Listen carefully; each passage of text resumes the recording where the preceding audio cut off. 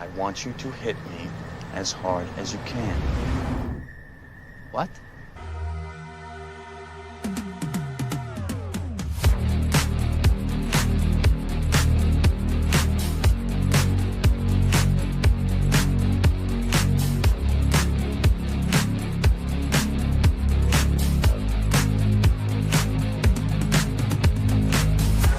Welcome, everyone. It's Versus on a Monday. Today on the show, The Running Man. It blew at the box office. Can't sugarcoat it. It kind of blew. Plus your questions, comments, concerns, and an all-star panel. It's going to be a lot of fun. So let's get things started. Let's go. Let's start the show. It's Versus on a Monday. I'm ready. Come on! This is Film Threat!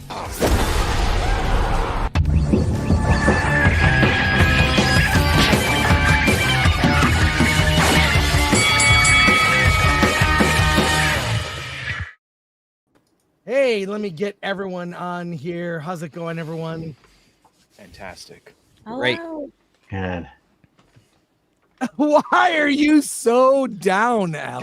Because Wicked made me even more gay.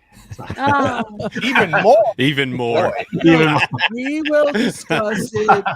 We will discuss it. Alan and the DA had a date, Yeah. and they saw Wicked for Good, and we will get there. We felt accepted. Can't wait for the popcorn bucket review.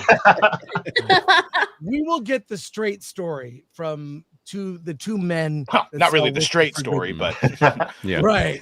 We'll see. But let's go around the horn. Everyone introduce themselves and please plug your channel. yo, what's up, everybody? Derek Anderson, the DA. Looking forward to talking about Running Man, Wicked. I'm not sure what I came here for, but I'm excited to be here. Thanks, guys. Looking forward to the conversation. Wait, that's my sound effects are not even. Where's Come the? on, What is Chris. this? What you doing, bro? That's not it. The sound effect is gone. No, here it is. StreamYard, baby. All StreamYard, baby. right, it's Yeah. so good. It's all good. Steph, my nerdy home. I could go see Wicked tonight, but I think I'm just gonna wait until the weekend. I'm honestly just meh on Wicked this time around. I don't know why. All right. What's going on? Glad to be back. Blaine from Criticless.com. And you can find me on Criticless Cast as well. And I hope that I'm not the outlier once again, but we will see. Chances are high I will be. So yeah, I think that's a pretty safe bet. We had a show for you. We're just gonna like stream snipe Gary, I think, and see what the hell he's talking about right now at 4 a.m. or whatever it is. Welcome. Can't wait. Let's talk about Running Man. Totally not gonna watch Wicked 2. Mm-hmm. Yeah, and before we talk about the number one movie of the weekend, is this your card? All right, folks, let's get to it. Let's go. Let's first of all see who's here. Well, I got nothing. No comments. So let's get right to the box office. Alan, you're our numbers man.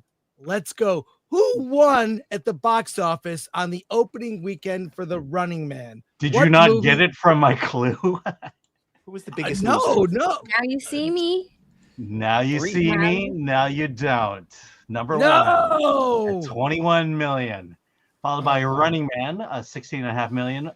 Predator drops 68% to 12 So close. and a half million. So close. Regretting You stays in the mix. Black Phone 2 seems to be swimming well. Keeper, a movie we have not reviewed or talked about. Nuremberg, Sarah's Oil, Begonia, and Chainsaw Man. Well, that is, first of all, that is a colossal collapse for The Running Man. 16 million, especially on the heels of Badlands overperforming at 40 million. To debut at 16 million for a genre movie directed by Edgar Wright, starring Glenn Powell, who hosted SNL this weekend. And I caught some of the sketches. He was very funny. He was very funny. He's got time. He does. It was his opening monologue was good. He told a story about a UPS driver from 4 years ago that he met and he told he was supposed to host, and it was good opening solid SNL. It was non-political. It was just funny sketches, and none of that could help the Running Man. 16 million debut is an utter flop. It's going to get worse next weekend. Wow, I'm shocked about it. Anyone want to comment on the flop? Pun intended. I did not see Now You See Me actually doing. I thought that was going to flop horribly. Yeah. The movie but that movie has a broader audience than it than does. Running Yeah. Man. Like literally more women or just more variety of people watching it. I think so. It's definitely not as violent or scary as Running Man is. And the other thing is when the first Running Man came out, we didn't watch it because it was the Running Man. We watched it because Arnold Schwarzenegger was in a movie. Yep. And you don't have that here. And I think that's its biggest problem. And it probably made the same amount of money that the original Running Man made 20 years ago, 20, 30 years ago. Yeah. But no, you're right. Like, coming, I think the Running Man also got like Tom Cruise approval. He did a TikTok or something with them, and he was really excited to see it. But Glenn Powell is an up and coming celebrity, an up and coming movie star. He's very likable. People find him appealing, and he's gorgeous. But I think that the fact that he's in a Running Man movie, which is another remake, it just signals that to Hollywood that people are kind of done. We want original movies now. We're not going to go see it just because Glenn Powell is in it. But also, not a lot of people know Glenn Powell. Put Arnold Schwarzenegger in it, maybe, and maybe more people would go see it. But I think that the fact that he's just an up and coming star right now doesn't really have that star quality, that it thing about him that's needed to pull people into the theater like Arnold Schwarzenegger did. And also it's another remake. And so far with the remakes, it's just, they don't have a good track record with them. Without the charm. Yeah, you're missing the charm. I said this, Running Man, they diverted from the original story for a reason. I think the original story that they did in this movie is, not very interesting. It's like dystopian. We've kind of seen the dystopian, world before. So, they changed up so much. They just made it zany. They made it over the top, the 87 version of Running Man. And you need that type of a star. You need an over the top, crazy action hero like Arnold Schwarzenegger, oversized muscles, 6'3" or whatever, however big Arnold is. You need that kind of a action actor in a movie like this. Glenn Powell, he's a good actor. I think he's a really good actor. I just don't think he doesn't really bring out what this movie needs for Ben Richards. Ben Richards needs to be that just gigantic, big, huge, over the top, muscled up, and, he's going to kick all the ass. And that's not this guy at all. He doesn't even do that in the movie. Even in angry, he's not doing that. He's just he's just going through the motion. So yeah, this is just a bad fit, in my opinion, for Glenn Powell. That last comment was interesting. Do you think it would have been a bigger box office if Arnold was in the Richard Dawson role? Well, maybe. I like his cameo on the money. I thought that was funny. That's all you needed was a little nod. That's it. But to have him in the movie, I think would be a mistake. Alan, if they did this movie 20 years ago and it was still Arnold, would we like it the same? This to me gave me a new respect for adapting screenplays and shit from other sources, because now I understand why they combined the characters. Because pick one. Did you want the Brolin character or the Coleman Domingo? Because that should have just been one character, and then every time I'm introduced to a side character, it kind of brings everything to a halt. I get why they condensed and then put it in an arena with more unique slayers in the first one, and when you just put it across the whole country, it's like, bro. Well, look, why does it need to be 30 days? Why did it have to be 30 days? That was is that the book? I assume that's what happens in the book. Yeah, they could have truncated that, made it like a week. and that I think that would have given it a little bit more, interest. But yeah, I mean, Well, just well, for sure. it's spread or out the over a week. reveal It's of the been- bad guy. They Yeah. revealed the main Yeah. villain, and it was Lee Pace. It's a Kylo Ren type thing. As soon as he took his mask, I was like, It's oh, like, oh, really? And then all of the other hunters were completely Generic. dismissible, Just generic generic. bad It was like the Knights of Ren. But Mhm. I know everyone here saw The Running Man. I want to get your thoughts and discuss what you thought of it, but also why you think it failed. I'm seeing mixed. I'm seeing a lot of people did enjoy it for what it was. It's not the original Schwarzenegger classic, but this video here is going to get you in the mood. Let's watch this. The number one dance in the 1980s was the switch right. that real quick. Yeah. Check this out. Facing side, Hold on, you gotta. legs up, step on it, and slide your other foot back. So it goes hop, step, hop, lunge. Now get into it. All right, you keep dancing now. All right. So what do we think? What do we think? Come on, Badger, get up. I want Blaine to tell me why he loved it and had fun I know- first. I I don't know- want I to know- ruin. I was I don't want to just- ruin it before he Yeah, says Blaine, what he tell us likes why you about it. liked Running Man. I was It's waiting for complete- Badger. People I saw were just like, it was fine, whatever. But Right. I'm tired of movies being just okay. It's more Right. interesting if it was total crap. It's not. It's not totally crap, but it's not great either. It's what I Right. call a meh, MEHVs. It's a maybe, a movie. Meh. It's a meh.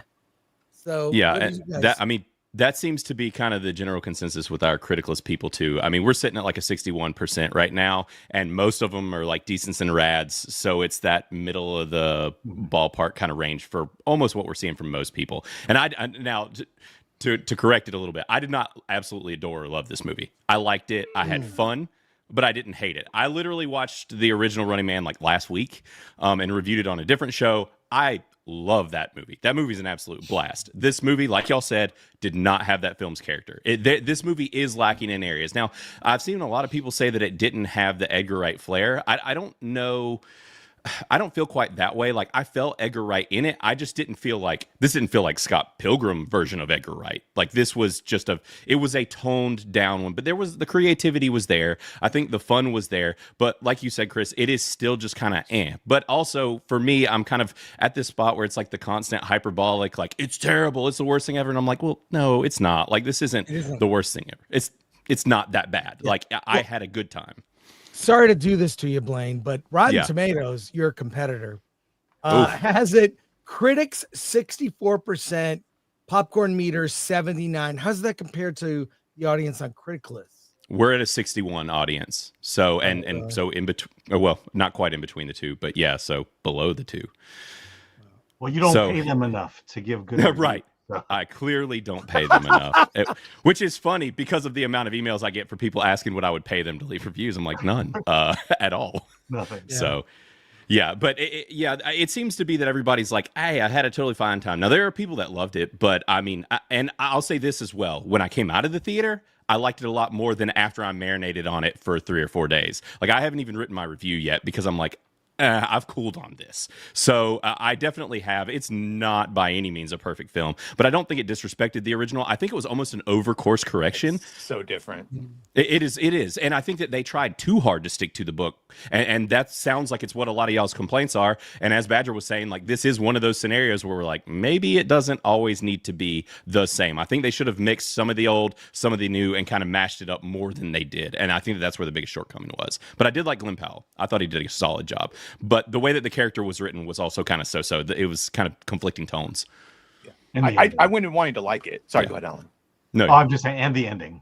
Oh, right. yeah. And the ending. Big So I time. went in wanting to like it, knowing it was going to be completely different than the original, and it was going to be like the book, which I haven't read. I was fine. I again wanted to like it. I still like Glenn Powell. I actually thought he was fine in the leading role. I think he could be a leading man. I just don't think this was the vehicle because, normally when I tout source material and all that, that's because generally the source material is better than what we got. But it seems like maybe some of those changes were actually better than the books. So, either way, I liked him, but we talked about the hunters just had no No personality. sauce, no personality. Yeah, I mean, yeah, there was a lot of wokeness.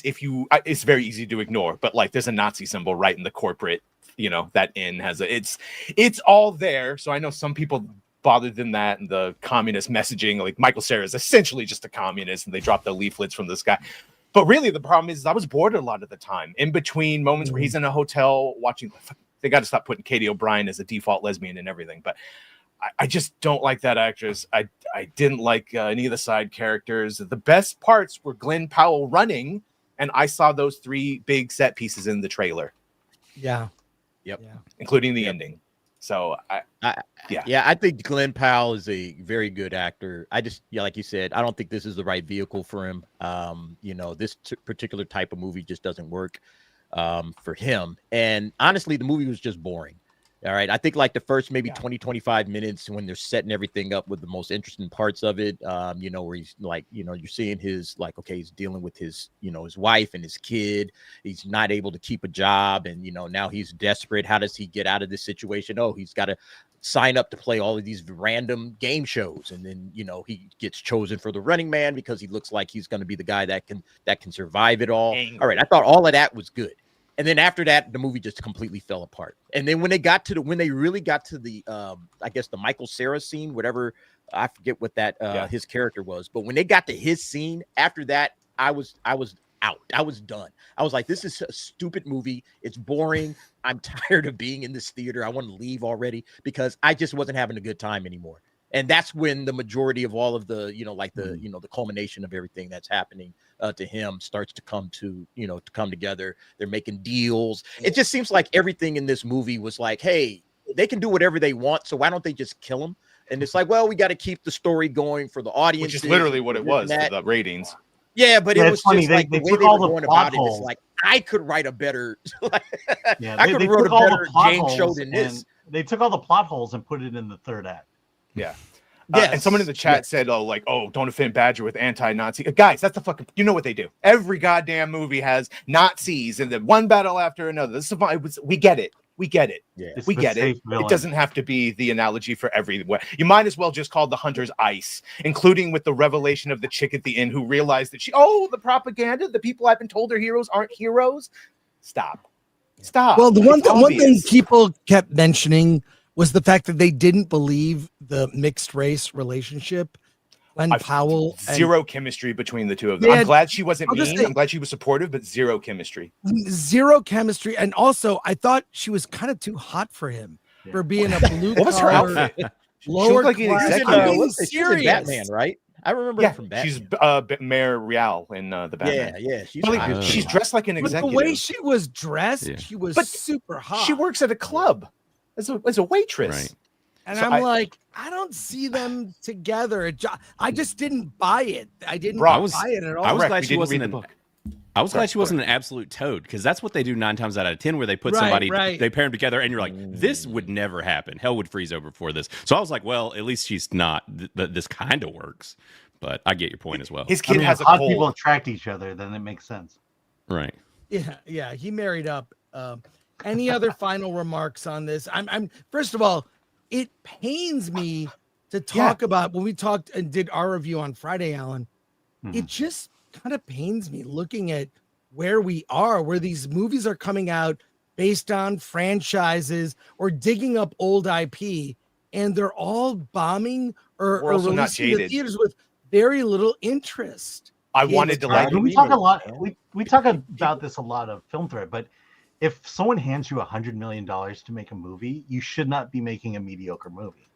Your movie should be great because you have a lot of money to pay people to make it great. I liked Badlands. I actually did have fun on that movie. I wasn't bored. I cared about. That's the thing. I didn't care about anyone in this movie. I cared about Deck and Thea on their relationship as in partnership on their overcoming their obstacles. It started. It didn't stop. The action flowed, and I had a good time with it. And for $100 million, I believe that was an alien world with alien flora and fauna and all the things that we saw. I don't know what they did with the $100 million in this one.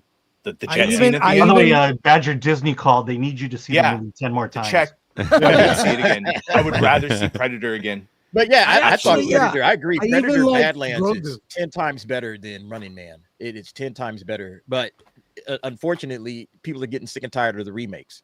Nobody wants to see something from 40 years ago get remade and recycled for another generation. You got to start doing give the new generations their own things. I keep saying this time and time again.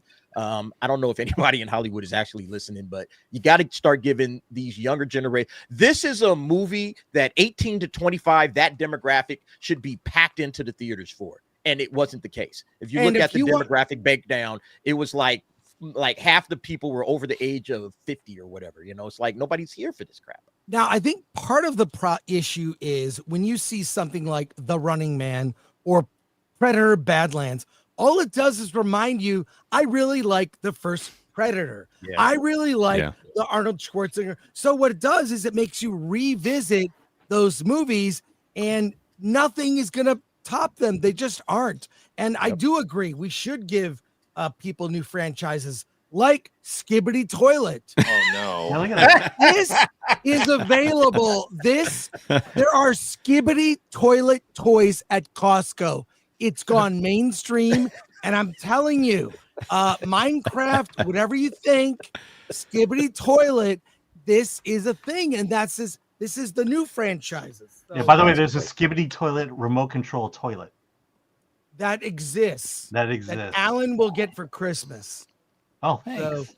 So, yeah. Well, and it does sound like I had a bit more fun than a lot of y'all did. And I went with two other guys. They both actually had a blast and left it giving it like really high marks. Now, both of them are massive Edgar Wright fans, as well as I am. But I think, like I said, I was kind of on a high on it with them as we came out, and they were just very hyped up on it. But my biggest thing was that pacing stuff, and it did Dragon's parts. But like for me, I still had fun. I liked the action bits. I thought that when the movie was moving, it felt good. I thought it looked pretty solid. Like as far as the cinematography and everything goes, I was still feeling Edgar Wright in there. And as far as the character with like the revolutionary guy and how they did some of that, it was very Edgar Wright, but it was also kind of like very on the nose for this world and whatever. Yeah. There wasn't a lot of nuance in there. But Michael Cera's bit, I thought he stole the show for me, honestly. And maybe it was just seeing Edgar Wright work with him. He's just so goofy and whatever. Yeah. But it cranked up the fun for me personally. But I also could see why people would be like, this movie was going for serious. Now it's like jumping the shark. And so it could go either way. I feel like here's the thing. There's a thing somewhere. Yeah, agree. The Arnold Running Man, it's been 40 years and we're still talking about it. This one, 40 years from now, we're not going to be talking about it. No. We're going to be talking about it next week, Alan. Yeah, barely. Yeah, these movies don't have lasting power. You don't have anything quotable. Like I mentioned this last week, the quotable stuff from Arnold Schwarzenegger. All of his movies had great quotes, great one-liners. That's the kind of story we got here with Running Man. You shouldn't really take it that seriously. You should have a lot of fun with it. If you're going to take it serious, then take it serious. But they kind of toed the line between these two, like, oh, should we have too much fun with it? Or should we just be like ultra serious with it? And they couldn't find the right tone or the right mix. And so it's just all over the place. It's just everywhere. And if you're going to do that, at least give us some solid one-liners. You know, we didn't have any. Yeah. You know? Yeah. I mean, I think it would have helped the movie. I think it would have helped it be at least a little bit more enjoyable. Yeah, the original movie was campy, but over the top campy. This one was campy, but dramatic campy. Which dramatic, really yeah. The tone. Yeah. If it has one huge flaw, it's the tone and the fact that it didn't feel like an Edgar Wright movie. It felt personality free. It felt like he was a journeyman director. It was Edgar Wright has a lot of personality that he imprints on a movie. You just feel it. There were only a few scenes where I thought that's Edgar Wright. Like when he was doing the psychological profile, the word association, and the what shape is this? Like that's purely Edgar Wright's brain. But this movie just didn't feel like it. It didn't feel like he didn't put enough of himself in the movie, which it could have used. Now, before we get to comments, our good friends Alan Ng and Derek Anderson went on a mandate together and they saw Wicked for Good. So let's get the two of them together here to give their early reaction. DA and Alan, let's get your early reaction to Wicked for Good, which we will review, Alan, on Friday. What did you guys think? Yeah, I'll say one thing and I'll pass it to Derek. But when I saw Wicked, the first movie, I thought it was great. I thought it was the best interpretation of at least the first act of the musical. This one's okay. I kind of felt the exact same way. It was how do I say this? It was the second half of Wicked, and I was asking Alan questions because I hadn't seen anything about it. I knew nothing about it. It was a very angry movie to begin with. I mean, it starts off very angry and very almost like the joy and the happiness and the fun of the original first Wicked was gone. Yeah, it starts dark. It's just a lot of grief and a lot of suffering and a lot of pissed off people. And, so I didn't enjoy it from that standpoint. I thought, the sets looked great. The costumes are great. Ariana Grande needs a hamburger or two, man. I mean, she was falling out of the dress. Bruh, it was absolutely crazy. Her rib cage is seen throughout the entire movie. And look, we're sitting in the front row of an IMAX, so we have her right in our face, the entire time. Yeah, it was unnerving how skinny this chick is. But I think just overall, it's all right. I didn't hate it. I thought the songs and the numbers were pretty good. I was a little surprised at the Wizard of Oz stuff that they threw in there. I don't know if I expected that. And then what's happening at the same time as Wizard of Oz? Yeah. Okay. Yeah. So towards the end, you start to see Dorothy show up, and then we find out what's going on with the Tin Man and the Scarecrow. They have all of these various characters starting to pop up. And I thought it was fine. I wouldn't say I would run out and see it again. But I didn't go and see the first Wicked a second time. So, but I thought the first Wicked actually for a musical, because I'm not really a musical guy like that, but I thought it really was a really well done musical, for the ones that I've seen. I thought, hey, this was actually really good. And I understand why it had the popularity that it had, because it's a well told story. The two characters were Glinda and Elphaba, good characters. So yeah, I had a good time, with the first one. This one's just a little bit more depressing and sad, and then the songs weren't as good. But then, Jeff Goldblum's song in this was the best. But what I'm being told is that really belonged in the first half. they redid the song because it was originally the first act. They redid it for the second act, and it's a lot darker.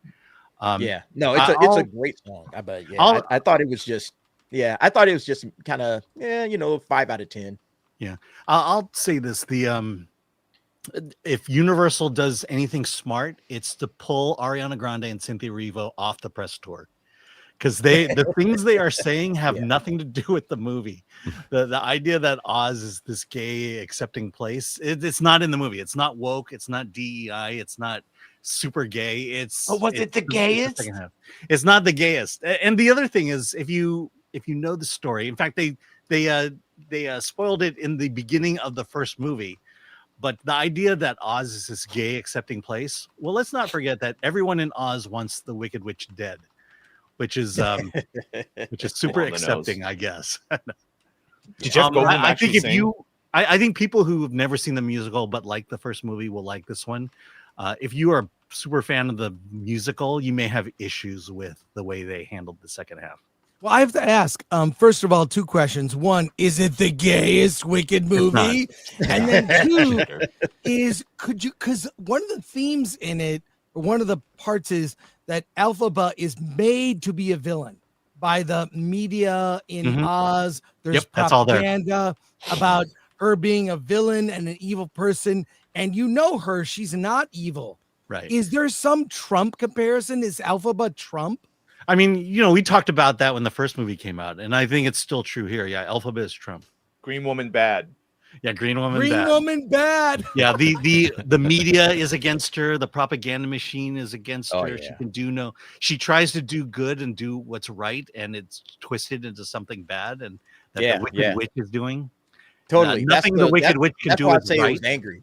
There's so much anger coming out of it just from that. Everybody's trying to basically make her into a bad guy, in every, facet, Michelle Yeoh, Jeff Goldblum, and then Glinda is trying to it's her friend. You know, she's trying to like help her friend out, and you know, she's not all bad, even though she kind of has to play along with it as well. But then on the, you know, she's kind of behind the scenes saying, yeah, she's actually not that bad, and maybe we should bring her along to our side and fix things and everything like that. So there's some interest there with that particular character, you know, the way that Glinda and Elphaba work together. But like I said, just it feels like such a dour, depressing movie. It's like, geez, I want to have fun. I was expecting to go, and I thought they were going to go back to the school, and then there was going to be some of that school stuff that they were doing, and none of that's in it. So yeah, I don't know. Yeah. I didn't like. I mean, I really, thought it was like a 5. Yeah, really, there are only 5 characters in the second half. All the supporting characters are pretty much gone. Yeah, everybody like disappeared. Yeah, you're right. Yeah. You know. All right, let's get to comments now before we get to tons of news stories that we have. We'll start at the top, Badger. You reminded me, Running Man had that too, where you can't trust the narrative and like people will just believe whatever Yeah. propaganda. That was a The very weird similar. running In fact, they theme now in manipulated movies. reality in this version. Yeah, as opposed to the first one where it's like at the end did they do that? It's through the whole movie. Tokadat Razor for 5. Faithfully adapt Marvel Comics, Lord of the Rings, Harry Potter, Stephen King. Not so much. Glenn Powell is Ben Richards from the book. Yeah, that's my understanding. Yeah, yeah. Thanks, Tokadat. Movies America for 5. Blaine says if you don't like a movie like The Running Man, use kinder, gentler words to say you don't like it rather than mediocre or terrible, which I don't think I used any word to describe. Well, fuck that. No. I just state that terrible and mediocre are 2 very different words. Yeah. Because they are. Graph Web for 2. In the name of all that is holy, hashtag cancel Disney Plus. Thank you, Graph Web. Thanks, Grafeb. Tyler, not this Disney, the other Disney. Tyler Disney for 5. If you want a really good movie, watch Wicked for Good. It's good. It's not really good. Wicked for just okay. Thanks, Tyler. Pilgrim Media for 2. I met one of the little people from the 1939 films. Nice. Did they cast a spell on you? Wow. That's crazy. Thanks, Pilgrim. Retromeister for 5. With Derek and Alan's review of Wicked 2, could Zootopia 2 take most of viewers like young adults and fans, aka furries? Also, can FNAF 2 beat Avatar 3? No. No, not at all. Not gonna happen. No. Not even close. Thanks, Retro. Not to say the quality of FNAF 2 is going to be bad, but it's not going to take down Avatar. Well, guess what? Disney is a bastion of creativity. And we have the Moana live action teaser trailer is here. We are going to react to it. I haven't seen it at all. Hold on, let me grab my hey. I know. I mean, Moana is a classic. I mean, how many years ago did Moana come out? It's a classic from decade 7 or 8 ago. years. From decade ago. Yeah. It's a decade of So let's take a look. Here we go. I'm ready. Aww. I am a girl who loves my island, and the girl who loves the sea. It calls me. Her voice sounds really pretty.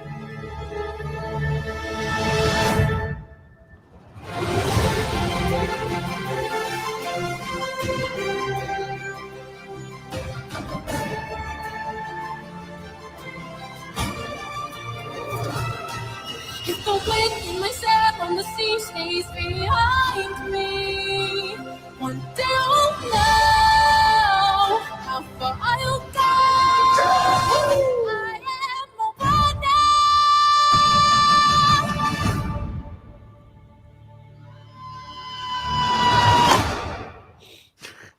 Yeah, I mean, look, it's going to be huge. Is you it? know, I mean, it looks it's like, huge. I think to so. me, it Or looks How like to Train Your Dragon mediocre because it is just like one for one the same movie, but without the charm of the original. It could Yeah, go That's either what way, I I think think. it's going to be. Yeah. Really? What I got out of this was they took the cartoon and just threw real people in it. Yes. Yeah. That's what it's going to be. It's going to be like How to Train Your Dragon. It's going to be just shot for shot, the animated feature, and just with real people, live action. I want to see The Rock. What does he look like as Mallow? Because those set photos I have a insane. theory. I have a theory, but I think The Rock is going to have his Mark Kerr body in this movie. You think? Wasn't he I wearing? mean, Well, like, I the think movies he are will- shot close Wear 'em, at the 'cause he's same supposed Oh, to time. he's be wearing huge. some sort of he's wearing No, some no, sort no. of like If you've seen the Smashing Machine, The Rock is bulked out, especially his upper body. And my guess is they're using that body for Maui. I think they will graft The Rock's face on some ridiculously buffed body. superimposed. It's going to look ridiculous. But this movie just looks like this is an old reference. This is for the older audience that watches our show. Bedknobs and Broomsticks took live action people and put them in a cartoon world. That's what this is. It's all green screen. There will be people for the most part, not The Rock, but the rest of the people will be people shot on green screen. It's very obvious, even from that was less than a minute tease we got. Mhm. Yeah, I it's will like say, a Hey jungle. Hey Remember Hey Jungle Book? looked cursed. Okay, Yeah. he looked awful. I did not like Hey Hey. No, Yeah, look. cursed. Wait, Now, show that again. That's there you go. Here we my go. Hey Hey. I mean, clearly, I like Hey Hey.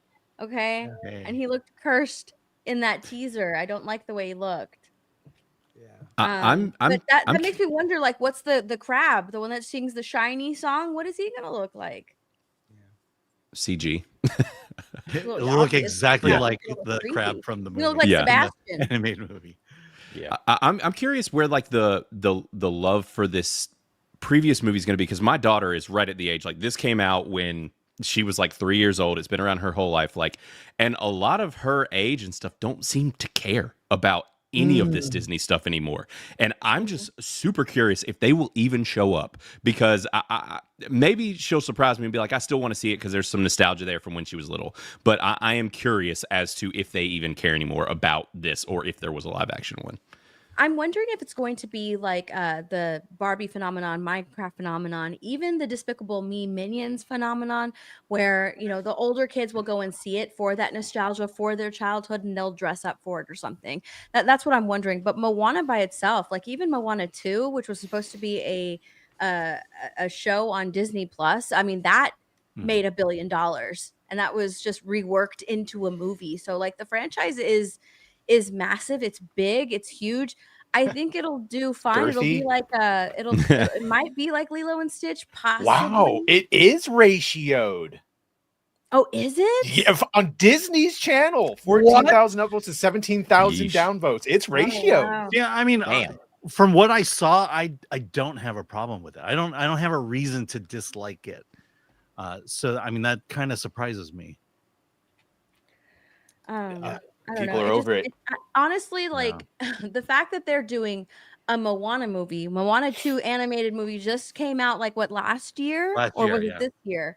It was last year. And they're doing the Moana live action before Princess and the Frog movie. That speaks volumes to like Yeah. what the People can priorities see it's are a cash for this. grab. That's what Aaron's saying. That Yes, like it's it's an absolute cash That's all grab. it is. It's They all need of these cash. things. Believe Cash me. grab, 100%, man. They need it. Disney needs the They cash. tell us Yeah, it's it broke is. these days. We can't be affording these cash grabs. Do something good. People are Yeah. over it, man. But like, who would even be nostalgic for this? Yeah. It's like- How can you be nostalgic if it's still out? Like it just has I a second know, one. Yeah. Yeah, that window is shrinking from like cartoon to live action. It's bizarre, right? Yeah. I mean, Moana's not even a decade old, Mhm. right? Or Yeah. maybe it will be in 2026. I don't know. Crazy. Hey, cinema. We've got at least one film you could classify as cinema opening next year. That's Chris Nolan's The Odyssey. And according to Empire magazine, it's the epic to end all epics. Chris Nolan shot what, like 2 million feet of film. There's an article here. Badger, you have the notes. Give it to me. I do. After redefining Batman, bending time in Tenet, and turning Oppenheimer into a billion-dollar epic, Christopher Nolan is now tackling one of the oldest stories ever told, Homer's The Odyssey. You mustn't be afraid to dream a little bit bigger, darling. His 13th film marks an enormous creative leap, even for him. Nolan is adapting the ancient Greek epic with Matt Damon as Odysseus embarking on a decade-long journey home after the Trojan War. The film will explore the full sweep of myth, monsters, gods, and human struggle. Nolan describes the poem simply, it truly contains all stories. Nolan reveals he was once hired to direct Troy, great movie, and he's been dreaming about Greek myth on an epic scale ever since. He believes Hollywood has never given mythological cinema the weight and credibility that a massive IMAX production can bring. He aims to fill that gap with a truly A-budget, practical, expansive adaptation. The production was enormous. Nolan shot over 2 million feet of film during a 91-day shoot, much of it on the open sea. It's vast and terrifying and wonderful, Nolan says. We really wanted to capture how hard those journeys would have been. Cast endured real waves, real boats, and real danger to mirror Odysseus's brutal journey. Nolan believes filming in real environments shapes the story itself.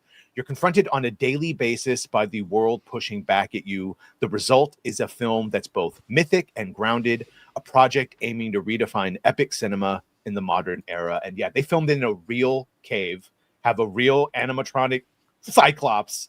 Matt Damon said, if you see it, it's there. Like if the script says there's sirens, there are sirens on the set. So I'm really excited about this. Let's go. He's Nolan when it comes to effects. He's a guy that likes to see it in camera. Now, what will happen, for example, in The Dark Knight, a lot of like the Batmobile in there is a bigature. Tumbler. It's like a really big, the tumbler. Yeah. And there's a lot of not necessarily visual effects on screen, but replacement. They take out certain things that would give it away that it's a model or something. So, but he's not a fan of CG. So it kind of goes the opposite. I'm excited. It's also shot on film. What does everyone else think? IMAX film? Yeah, even better. What does everyone think? I think I'm excited because it's a Chris Nolan movie. I like Chris Nolan as a filmmaker. I think people's main problem has been the casting. Like some of the people that are in this movie are like, questionable. Like Lupita Nyong'o as Athena.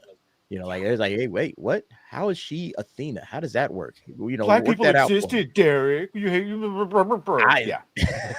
I mean, I'm just saying. But you don't like black people, Derek? Yeah. I guess that's the problem. I don't like black people in Greek as Greek gods. I got a big problem with that. But yeah, also, like Zendaya's in this thing, and people don't like Zendaya necessarily. Yeah. You got Tom Holland's hit or miss.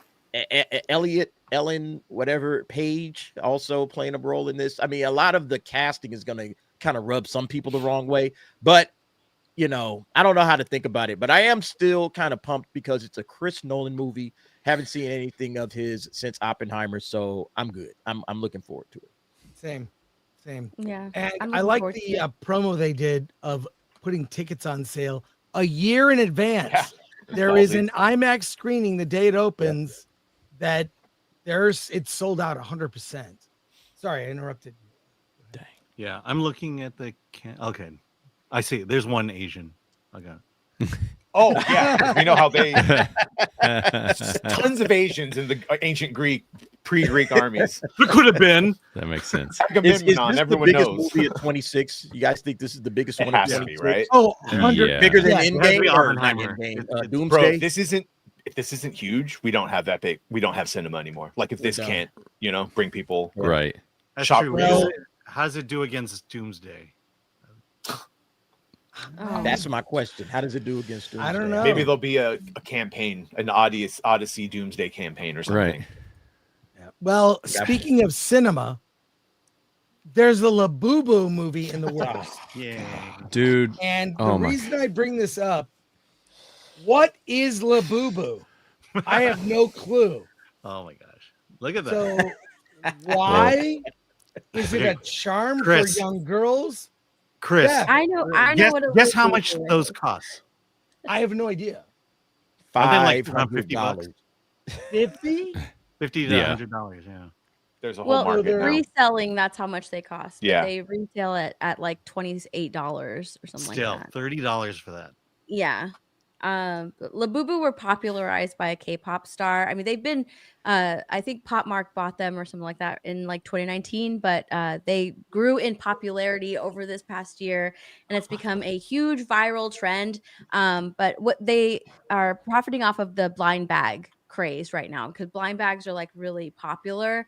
And they really feed into that scarcity marketing strategy to where like, oh my gosh, you have to get them now, buy them now. And of course, it's a huge resale market, which is why a lot of them cost like $100.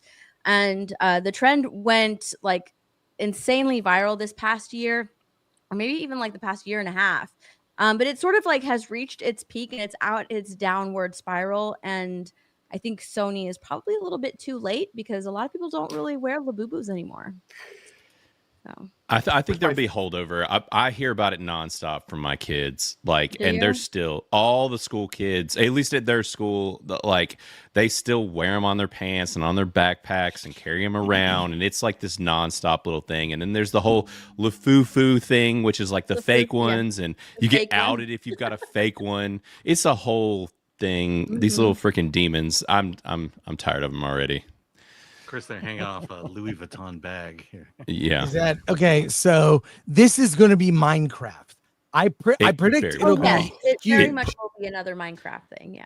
Very Yeah, but likely. I mean, this goes to what we've been saying is, you know, the young generation has their own stuff. Why don't you make movies about that? And that's this. At least they're not taking something from my generation and then rejiggering Bullshit. it for. Where's my for Furby young movie? people. I want a No. Furby movie. Furby, yeah, the Furby movie. Right. You make it a scary That movie has- where they come to life. Yeah, Do I you was want the about to say notes that on has- this, or It has to be a If horror we want, movie. if we want like new movies for new generations, then you know Minecraft, Barbie, Labubu, Skibbity Toilet, all of that is going to be like the new thing that feed into this new generation. It's so funny because I saw this reel earlier today, where this guy walks up to the movie theater and he sees like all the movies that are out currently, and it's like Predator, The Running Man. I think Back to the Future got a re-release. And you hear this thing like, "How can I help you?" And he looks up to the lady. He goes, "Yeah, excuse me, what decade is this?" Yeah, so Hollywood hands off Teddy Ruxpin. Oh my God. Well, are there notes for this story? Yeah. What do we need to know? Okay, let's go. yeah, need a I don't know if we need to know it, but there are notes. Sony Pictures has acquired the screen rights to Labubu, the hugely popular plush monster toy line, signaling plans to develop a feature film and possibly launch a larger franchise. It's too early to tell if the movie will be animated or live action. No filmmakers or producers are attached yet. The deal was only finalized this week. A major popularity spike came thanks to Blackpink's Lisa, who used the toys as fashion accessories in 2024. Their fame started in Southeast Asia and then spread globally. Labubu joins a growing trend of toys becoming movies, following successes like the Lego Movie, Barbie, and the upcoming Viewmaster. Alan, remember Viewmaster? Yes, I've got one. No make a way, whole that's movie. going to be a movie. Yes. Why? That's Sony That Mattel. sounds so Because kids This- love Viewmasters. You look For through real. and it's a portal to I didn't another even know world. kids still use Viewmasters. I don't think They they, don't. well, they got a Right. retro re-release, Right. and I think some millennial parents bought it for their kids. But no, I don't Yeah, think I've That's seen the wild. retro re-release. Yeah. it's the whole movie about it. I mean, Yeah. I liked the Viewmaster when I was a kid. I remember they had the Peanuts. Things were in 3D and they did puppets. Yeah. Photographed of the Peanuts. I mean, it was really weird thing. This is before VR. They were just still photos. I liked looking at nature. Well, they were Bill. 3D. There were dinosaurs. Dinosaurs were great in that. But yeah, that was. But look, this is not for me. It's going to be bad. But there are plenty of bad movies made in the era I grew up watching films that did not survive.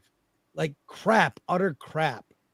So Mhm. I don't have a problem with this. I just will send Alan to go see it. He's gonna have to go, Alan. Well, only if you see lesbian space princesses. We still have to review that at some point.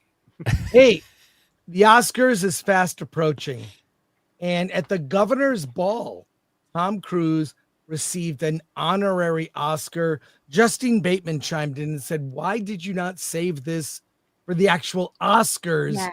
in March?" Kind of stupid of them, but we have his speech.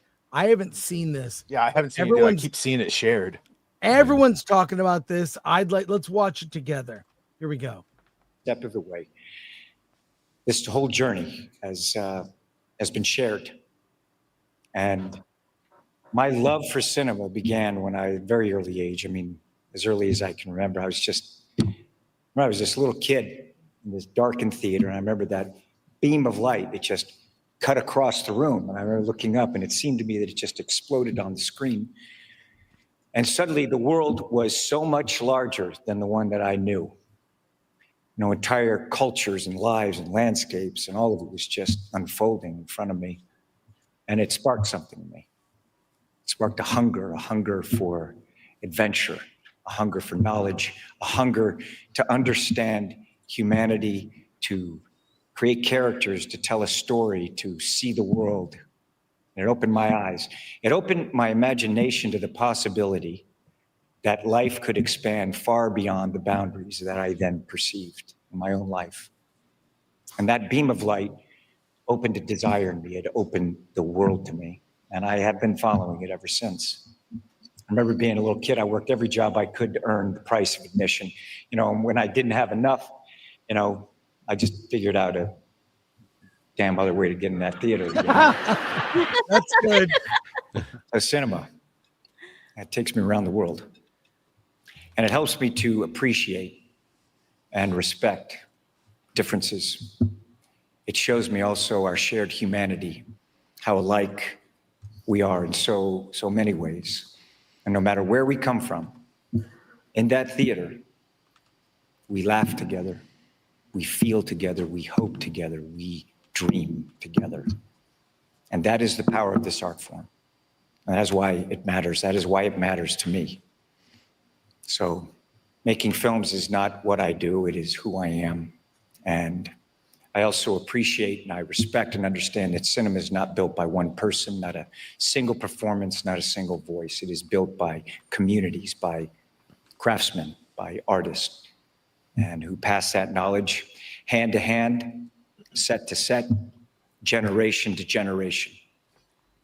And I have learned from extraordinary directors.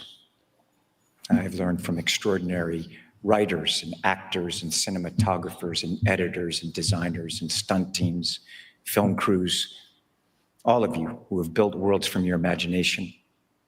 And I've learned from the talent agencies. I thank you. And I've learned from the theater owners and exhibitors and all of you, everyone here, make it possible for audiences to gather in the dark and experience something together. And I've learned from the audiences themselves, because without you, none of this has meaning for me. So this evening, I cannot name all of those names, you know, who shared and shaped my life, my work, who have given me this opportunity to have, this amazing adventure,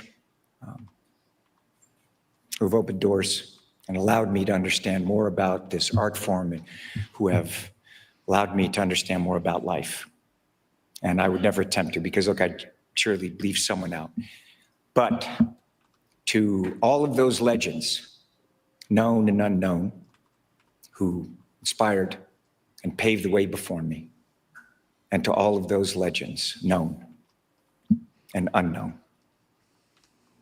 that I have had the privilege to work with, that I've stood together with in the studios and the writers' rooms and all those sets and all those editing rooms and mixing stages and red carpets and every theater around the world. And I ask that if you worked with me, would you mind standing up right now? Do me a favor. Would you all stand up for a second, please? Kevin, Louvain, get up, guys. Come on. All of you, the studios, everybody, please. Start yelling at him. All of you. Please. I said, get up. All of you. I want to see you. Just what strikes me is how appreciative he is. Yes.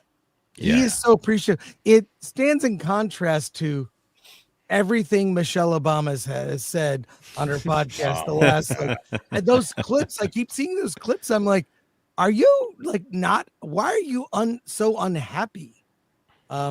This is the secret to happiness here. Well, his thetans are gone. He's clear. So of course right. I'm saying the secret to being happy is appreciate. He's not even making the speech all about himself, right? He appreciative, of course, but then just asking everyone to stand. I don't know how much longer it goes, but wow, that's pretty much the crux of it there. Just give it a second here. But Thank you. Thank you. Thank you. Thank you. Because I want you to know, and please know that I carry you with me, each of you, and you are part of every frame of every film I have ever made or ever will make. And I want you to know that I will always do everything I can to help this art form, to support and champion new voices, to protect what makes cinema powerful, and hopefully without too many more broken bones. That would be nice. And I promise to do what I can. I don't know, to maybe inspire that next kid who might be working their ass off right now to buy that admission or figure out some other damn way to get in that theater. So thank you all very much for this honor. I'm deeply grateful. Good night. Yeah, his ankle break from one of the Mission Impossible filmings is God, ugly that's to look how at. you Yeah, give it an looks Oscar so bad. speech. After he how finished the scene as well. Yeah. After breaking. Yeah, his respect. Hobbled off. Yeah. He should open Yeah. a movie studio. I'm not even kidding. When he retires, he should be put in charge of a very large one, because he Wasn't actually he in charge of understands- UA for a while? Or? I think He's that's got why a production company. I think that's why his speech is so compelling, because you can tell, that his passion is filmmaking. He loves movies. He's loved them since he was a little kid, and that's never gone away. He's never lost sight of that. He's never lost that vision, that love of filmmaking. And nowadays, like the up and coming actors, see it as a way to be famous, as a way to gain notoriety, as a way to turn themselves into a brand. Like, they don't go into it for the love of filmmaking. They go into it in the hopes of becoming famous. But Tom Cruise, as old as he is, and given his filmography, his whole catalog of movies, they've been chosen. And yeah, he's had some misses, but his whole filmography is like it's very well known, because he's been in some incredible roles, and he puts everything he has into them, and you can see that in all the movies that he's been in. Did you see and in him talking speech, about he just COVID loves times? movies. Like, where he would call studios and be like, "Guys, so when are you shooting your movie?" "Oh yeah, because we're shooting our movie at this date," and he wasn't. And then he called, "Well, you better hurry that." And he basically got people to start making movies on a complete bullshit bluff. But because if Tom says he's going to do it, he's going to do it. Because you know what?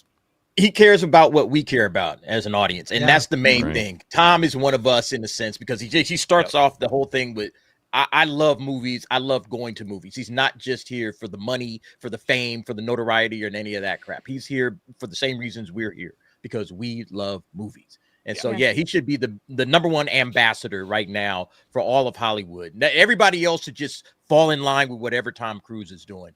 And you can't go wrong, honestly. I think that's But who why did he a vote lot of for? That's people what I are want. trying to use him to push their film. Sorry, Steph. Oh no, that's okay. Go ahead. I think that's why a lot of people are using Tom Cruise. Not using him, but coming to Tom Cruise, and like with The Running Man, and there was another movie where he was just like, "Oh, this was so great." I can't remember which movie it was. But they're telling him, or they're coming to him, and sort of like getting the Tom Cruise stamp of approval on this film, because they know that he, audiences respect him because he's just like one of us. He loves Sinners. movies. Because then it was a whole news story that, like, oh, Tom Cruise and Coogler are going to do something together because he said Sinners was good. So he's the only one of the good things in Hollywood right now. And before, like, Mission and Maverick, like, he just thanked the audience. Hey, thanks for coming out. Yeah. Right. When they try to bait him apparently- with questions, I just want to talk about the movie. Apparently him and Glenn have like buddied up, because basically Glenn was saying that he wasn't going to do Top Gun. And he went to Tom and Tom basically convinced him to do Maverick because he was basically like, what do you want to be in the next 10, 20 years? And he was like, I want to be you. And he's Imagine like, that speech. Yeah, for real. He's like, all right, well then I guess you need to act in Top Gun because that's what I would do. And so I guess they buddied up from there. So That's cool. Yeah. Nice. Gotcha. Hey, the Pope. Let's talk about the Pope. Pope Leo the 14th on the importance of cinema. I'm not sure if any of you caught this video here. He's speaking, but let's hear what he has to say. Some interesting words on the importance of cinema. Culturali. Dobbiamo abitarli, costruirci relazioni giorno dopo giorno. Wait, is this all in Italian? What's going on here? Yeah, like, wait a minute, Are there subtitles? I mean, preach, brother. Ma le sale cinematografiche Cultural facilities. Cinemas and theaters are the beating hearts of our communities, because they contribute to making them more human. If a city is alive, it is thanks in part to its cultural spaces. We must inhabit these spaces and build relationships within them day after day. We must nonetheless, cinemas are experiencing a troubling decline, with many being removed from cities and neighborhoods. More than a few people are saying that the art of cinema and the cinematic experience are in danger. I urge institutions not to give up, but to cooperate in affirming the social and cultural value of this activity. All right, that's the crux of what he said. Sorry about that mix up there. But here's the thing. Let me just say this, please. Can God save cinema? When the mouthpiece for God is saying movies are in trouble, movies are in trouble. God, we need help. He's mentioning that cinemas are closing. I have another news stories about can the movie industry be saved, but we do this every week now. Because we see the dwindling box office, the worst October since 1997. But the Pope has even acknowledged this. Sorry, cut you off, Steph, but like, please, what do you guys? The fact that this got the Pope's attention is very crazy to me. So go right ahead. Who wants to jump in? It would take a miracle to save Hollywood. We were saying pasta names because it sounded like fun. Broccoli. Anyway, is it even New Jersey? You see the importance in it, and it's reached the Pope. It's reached the Vatican. It speaks volume to the state of the movie industry of Hollywood, of movie theaters in general. They're trying to do everything to get people to come to the theaters, and. It is a huge thing. It is a huge thing because, people would come together. Tom Cruise said it. You come together, you laugh together, you experience this movie together. It's supposed to be like an experience, and nobody is going to theaters anymore. Nobody's going to movies anymore. Yep. Why is that? I think that it's because Hollywood has sort of lost sight of entertaining the public and has sort of switched to lecturing the public and pushing their agenda, and nobody wants to go to the theater to be preached to. You go there to be entertained, so there needs to be a switch up in Hollywood, and they need to start entertaining again. Yeah, far be it for the Pope to preach at people. Right. How dare he? But chat adding the important context, because I remember reading about this. Like, this is the first American Pope. He's from Chicago, so he's probably fucking intimately aware with the cinema and how fun it used to be. Yeah. Right. And they devalued themselves too, especially during COVID and all that, right? It's like when you're just pushing high value things straight to streaming, people are like, well, why do I give a shit if I go see it in the movie theater? So between that and the raising or how good home theaters have gotten to on top of that, it's like, it's a tough battle. Yeah. Well, when you look at like when Dune came out, the first Dune, and it premiered on HBO Max the same day as in theaters. Now, I saw it in a theater and then watched it a couple times that weekend, I have to admit, but it doesn't have the same value. It's not, I mean, what Hollywood did with their pivot to streaming is they made their product worth less, not more, and then charged more. And even this, look, I have the AMC A list. It's $25 a month. I get more than my value out of it. I see at least one movie a week, if not in some weeks 4 a week. I get a lot out of it. So, and that's worth it to me. But what they're having to do to the links are having to do to keep themselves relevant, it's kind of sad to me. And the Hollywood product, a movie, is not the only thing in theaters. Yeah. You've got your retro, you got anime, retro movies like Back to the Future and older. No one's taking a chance. Like no one just goes to the theater. Let's see what's playing. That's how we used to do it. We used to just roll up to the theater on a Saturday afternoon with all the homies, and it's just like, hey, what do you guys want to watch? For I don't know $5. what's playing. Right. Yeah, and then we go look through and okay, this movie's showing at 6:30 and might be like 4 o'clock. It's like, all right, this one's showing at 6:30. You guys want to check that out? Sure, let's watch that.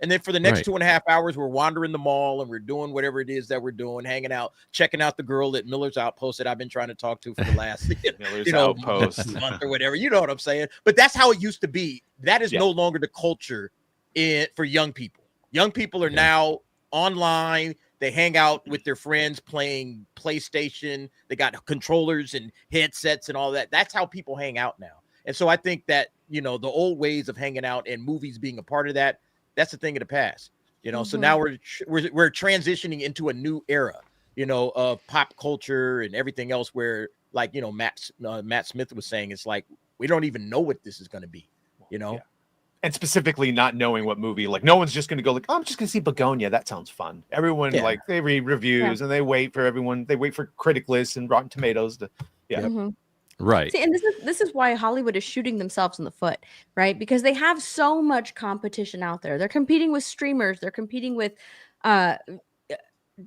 TikTok. They're competing with so many things, and yet they still have the gall, the audacity to push people away from their movies and say that this isn't made for you. And Hollywood actors come out and criticize the audience. They have movie reviewers who are in bed with Hollywood, who are doing the same thing as well, attacking the audience. And like, they're shooting themselves in the foot. They're not doing themselves any favors by doing that. And then you have someone like Tom Cruise, who's just like, thank you so much for coming and watching the movie. We appreciate you guys so much. It's so simple, but I feel like their ego has grown to an exponentially to where they feel like they can, sit in their mansions and have the audacity just to lecture the movie going audience, the people who you need to support your movie, who you need to go and see your movie in order for it to be successful. And like the ego in Hollywood is just out of control. Yeah. Name any other industry that could have this many failures and still succeed, right? Like, I mean, with the past couple of years we've had, how many other industries survive with that, with just putting out crap so no one's going to take a risk on that anymore. Why would you? Like you guys were talking about with $20 or whatever for a movie ticket. I'm not going to take a risk on that. Not until I know. Yeah. Yeah. Oh, the Kevin Feige is still like, bro, you had so many failures. You're like an entire 2 phases just of nothing. Still there. Let's look at this video. Yahoo Finance. What I'm saying is, people are starting to notice, and we were ringing alarm bells for the last several years, like going back years. The movies are in trouble. But now mainstream media is taking note. Let's take a look at this from the Yahoo Finance show. Here's a clip. And the title of the clip, "Can the movie industry be saved?" Okay, let's take a look. As somebody who sits inside the industry, all of this, what does it sort of reflect about the backdrop for the business of making entertainment right now? No, it's a great question. It was fantastic to listen to those analysts talk about it from the financial perspective. But the fact is, there's also a huge creative and human perspective involved with this. Just in the last few years, we've lost 41,000 jobs here in LA County in the entertainment business. Obviously, further consolidation will further mitigate the amount of jobs that are here. And then on top of it, we're looking at a consolidation in the creative aspect of Hollywood. Even if Paramount takes over Warner Brothers, you're probably going to see a downsizing in the amount of output that is put onto the screens as far as the movie business is concerned. And if a Netflix picks up a Warner Brothers, they might actually just more pick through the library and do redos of a lot of the IP that they would acquire in such a situation. So we're seeing a lot of nervousness and a lot of people really on pins and needles in terms of how this is going to play out over the next few months. Check out these. Well, I'm going to play some more of this, but check out the stock prices here. Yeah. WB. Also, quick clarification. David Ellison's gone on record saying that if he were to acquire Paramount, or if Paramount was to acquire Warner Brothers, that he wants to increase up to 30 movies a year, which is like more than double what they are doing right now. So if anything, for theater owners, Paramount is your best bet because they want to go up to 30 movies a year, which is far more than they are currently doing, using AI to process data of what he thinks the audience wants. Oh, let's play more of this and then we'll talk about it on the back end. And Chris, we were looking sort of, obviously, you know, the movie business is huge out there on the West Coast. We were also looking at Atlanta, which had been such a growth area for the filmed entertainment business over the past few years. But we've now been seeing the number of things being shot there really decline as well. It's been happening in LA, to your point. What's been contributing to that besides this consolidation that you're talking about? Yeah, well, what's really contributing to it is the fact that we don't have a national policy in terms of film rebates and subsidies. So it's really hard for the United States to compete on a production cost level with the 70 plus nations around the world that do have nationwide subsidies and rebates. So there are certain markets around the world where you can actually get as much as 50% of your production costs back by the end of production. Here we have states with very aggressive incentives and rebates, but they simply can't compete with that. And then when you look at countries, say, such as Canada, with a currency that's much weaker than the United States, you can actually see even a more amplified effect. So when you look at Georgia, for instance, we've lost 50% of the production that was done there since 2022. That's about $2 billion worth of direct economic activity. And Marvel was a big part of that. And on every Marvel movie, there's anywhere from 3,300 to 4,500 people that work on those crews. That's a lot of jobs. Yeah, it is a lot of jobs. As you know, President Trump in the past has floated an idea of tariffing films that come into the U.S., although it hasn't happened. I'm not sure how it would work from just a mechanics perspective, but it sounds like you think that incentives would be much more effective than something like tariffs. Well, look, what we're trying to do is incentivize the studios to keep production here, which is just one industry in order to bring back manufacturing, right? We're trying to do that in the automotive space and technology and various other areas of industry. Hollywood's just another one of those. So what we're trying to do is get the studios to say, hey, look, it's smart for us to keep production here. How do we do that? Well, there's both a way to do it through rewards and also through punishment, just like raising a teenager, right? That mix is going to make it a way that studios will evaluate and decide to keep it here. Personally, I'd rather keep it on the reward side. More incentives, more subsidies, and a way to make it easier and more cost effective to shoot here in the United States. I'd like to avoid the punishment side, which is really the tariff scenario. Yeah, that's the crux of that. What do you guys think? We'll see. I mean, what happens. the problem, as I've seen it, is Hollywood is behind when it comes to, number one, making movies that we want to watch.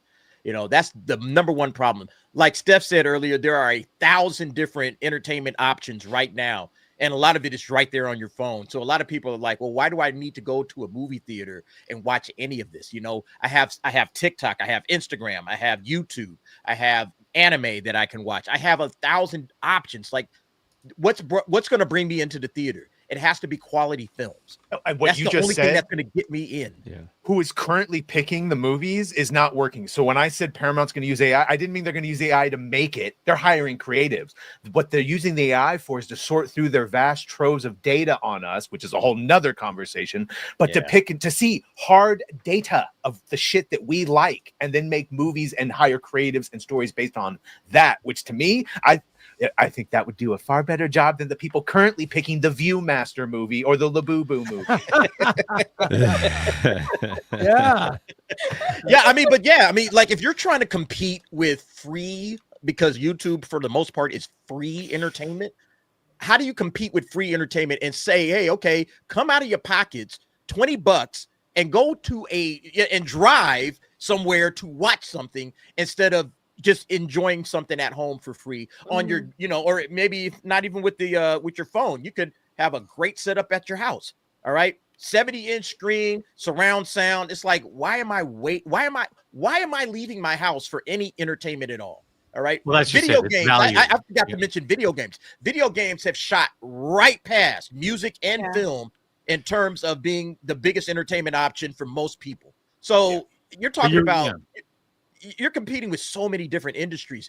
There's no way in the world you're going to do that given us second-rate movies. Hollywood has to make better movies. That's the only way they can You're save speaking them. of value. If you're going to spend $20 on a movie, that movie better be worth $20. And if you look at the movies this past weekend, I don't know that it's worth $20. Now you see me, now you don't. Is that not at all? $20. You could choose to go to McDonald's for $20 or to a movie. By the way, and games are now falling into that. We can all talk about Black Ops. We can't, but I'm saying like games are falling into this where they're starting to make shit and it's not getting guaranteed purchases. Yeah. Terrible. So my point is, this is a danger of losing touch with your audience. So, yeah. But the other thing is, we've talked about it. Yeah, we talked about it before, but why does it cost more to shoot a movie or a television show on a soundstage in Los Angeles than it is to fly everyone over to Europe and shoot it there? Yep. It tells you that the regulations that Hollywood, that LA and California has put on these productions are oppressive. And the idea that we're going to take California tax dollars and put it to pay off these overinflated regulations makes zero sense to me. Yeah. It's the same reason no buildings have been rebuilt along the Malibu coast. Regulations. You have to pay everyone before you even start to spend money on your own thing.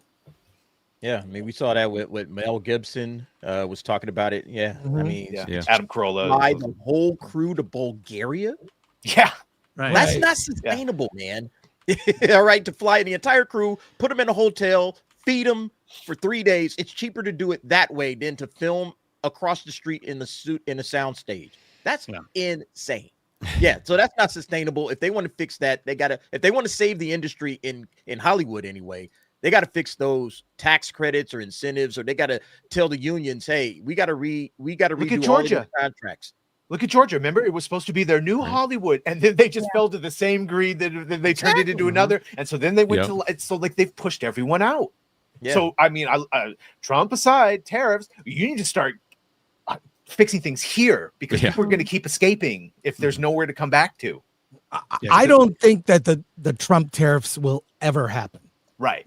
But the sentiment behind it is to, hey, Hollywood, your industry's in trouble. You need to fix it.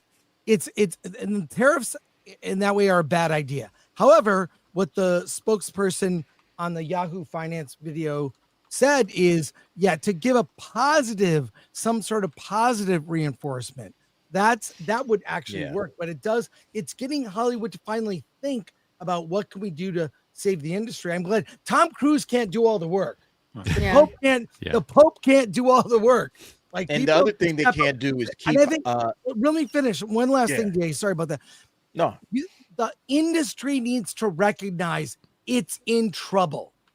This industry might go away, and it won't be. Movies will never go away per se, but theaters could. At one point, at the height of drive-ins, there were 6,000 drive-in movie theater screens across the U.S. Currently, there are 300 to 400. Now, drive-ins still exist. They play movies there. It's a great experience. Through the whole pandemic nonsense, I was at the drive-in every weekend seeing new movies. Okay. I never stopped going to movies. All right. But theaters could go away. It can definitely shrink, which means smaller budgets, whatnot. Anyway, sorry, DA. No, I was just going to say that the one thing you can't do to theaters, especially the theaters, they got to figure out a way to make it cheaper for people to go to movies because it's too expensive. They can't just keep hiking up the ticket prices. And then who they're coming after? They're coming after the movie fans. All right. So we're ultimately going to be the only ones left going into the movies to watch movies. Everybody else, like the general audience that's like, I can take it or leave it. They're going to stay at home and wait for it to hit streaming. That's what they're going to do. And then, movie theaters are absolutely going to go away because they're going to be like, well, what's the point of this? You know? Movie theaters are pricing people out, man. Yeah, they're pricing people out. It's almost reached that level because I feel like the movie theaters have already sort of priced families out because it's a lot to go to the theater, you know, with a let's say like a family of 4, a family of 5 buying drinks and popcorn and everything along with the movie ticket. It's become like a special thing that you do now, going to the movie theater. So it's already kind of happening, you know, where it's becoming like this special thing. I remember when I was younger and we would go to the drive-in, it was like this special thing that we would do because there weren't a lot of them. And it was like this drive that we would make to go to the drive-in. And I feel like now that's going to be the state of of movie theaters. You know, it's going to become, they've had to do a lot of things in order to bring people back to the theater. And raising their prices is pretty bad because they are pricing people out when you factor in the cost of the ticket, cost of drinks, cost of food. Going to the theater, it's quite a bit. And if you're going to the theater to see a terrible movie, it's not worth it. It's not worth it. And like we've been saying this for a long time, Hollywood putting out having these huge inflated budgets, and then the movie that they're putting out is garbage. It's not going to be anything that the audience will latch onto and love and will last a lifetime. It's not sustainable. We've been saying that for years. This whole thing of, you know, the woke virtue signal and the terrible movies, the mediocre scripts, the bad CGI, it's not sustainable. People don't want to spend their hard-earned money on a crap film. It's almost like Hollywood is making these bad films under the like assumption of, oh, it's fine because movies, a ticket still costs like $8. When in reality, they cost like 20 to 30, depending on what kind of movie, depending on what theater you go and see it in. Quentin Tarantino has said that the movies were blue collar, and even the subjects of movies reflected the people who went to the movies, blue collar workers.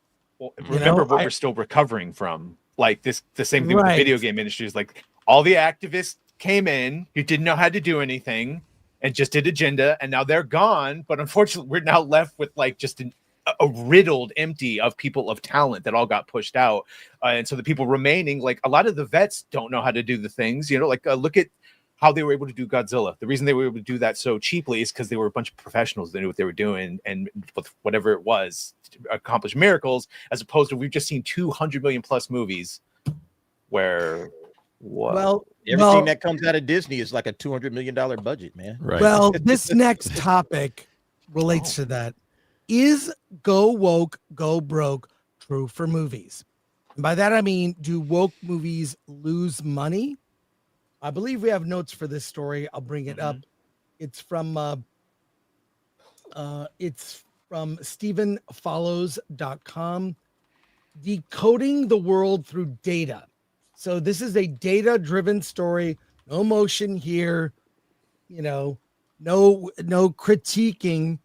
But we've got notes for this, if you would, Badger. Don't get upsetty spaghetti about this one, because the data shows that go woke, go broke is not a reliable rule. Sometimes progressive or identity-driven themes hurt box office results, and sometimes they help. Context, genre, and execution matter far more than the slogan suggests. So the researcher analyzed 4 million audience reviews and over 10,524 films.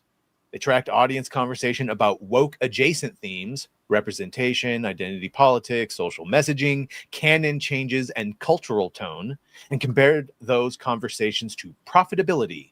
This is not a political essay. It's a study of measurable correlations. So the study did not label films as woke. Instead, it measured when audiences perceived or discussed those themes, then looked for patterns. So where woke adjacent themes hurt profitability, these risks showed consistent negative correlation, especially in expensive films.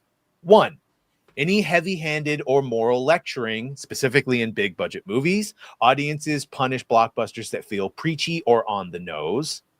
2, breaking continuity in beloved franchises. Fans react shocking studies here. Fans react negatively when core character traits or canon are changed. 3, modern slang in historical or fantasy. This is the modern Star Trek problem. Modern slang in historical fantasy settings. It breaks immersion and feels pandery. And 4, perceived historical inaccuracies. Gay, black, in a wheelchair, king of England. Even small changes can trigger backlash if people feel a story is rewriting history. When audiences feel they're being lectured, pandered to, or betrayed, profitability drops. Now, I think we all knew that. So here's where it helps. This is woke adjacent themes helping profitability. 1, horror. Audiences are young and open to reinvention. 2, thrillers. Flipping perspective or canon can add intrigue. 3, sports films. Identity and acceptance fit the emotional formula. And 4, music films. Emotional and moral themes feel natural through song. These genres rewarded reinvention and inclusion more than they punished it. The slogan is too simple for a complex industry. Some films with woke adjacent themes perform well, others don't. Context matters. Big budget franchises equal the highest risk. Audience demand familiarity. Smaller or theme-driven genres equal more freedom to experiment. Execution and authenticity matter more than the theme itself. And then lastly here, success is not about avoiding or embracing wokeness. It's about authenticity, genre fit, respecting audience expectations, tone, and execution. A great story can overcome controversy. A clumsy message can sink even a giant IP. A good story, well told, will overcome most objections. I'm green lighting the Leah Thomas story. I feel like we all knew this though. Yeah, Like, nothing we say, shocking go broke, in that at all. Nothing right? shocking. We meant that first part, right? But this is a very long. We will put the link to this piece in the description. There's a lot. It's a lot. There's a lot of data.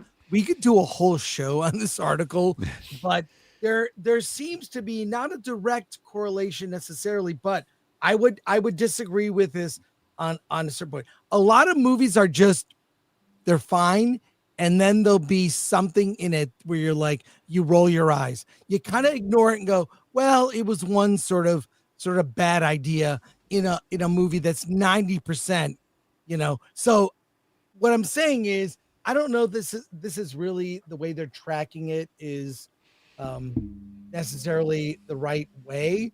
There can be some small amount of what people would call woke in a film, and it does fine.